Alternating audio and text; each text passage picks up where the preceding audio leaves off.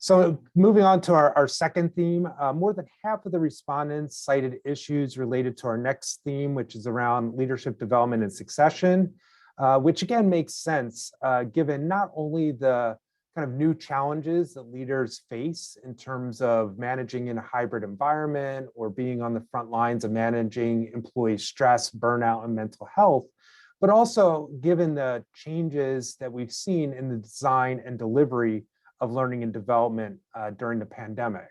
So we saw a broad range of responses here. Again, some focused on, how do we really kind of rethink learning and development in this new environment that we're operating in, but also specifically focused on how do we develop that next generation of leaders.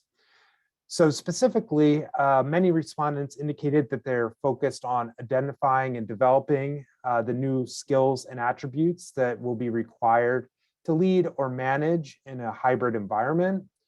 The focus on succession planning, the second main theme here, is probably being driven by a couple things. One is certainly the churn that we've seen in the workforce over the last year. So thinking about how do we prepare for exits or turnovers, make sure we have strong bench strength.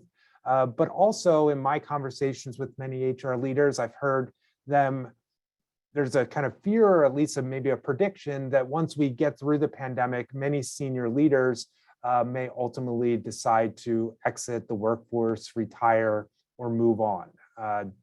It's been a stressful few years, and I think many are maybe hanging on to help their companies get through, but once we do, we might see a pretty significant wave of retirements. So how do companies prepare potentially for that scenario?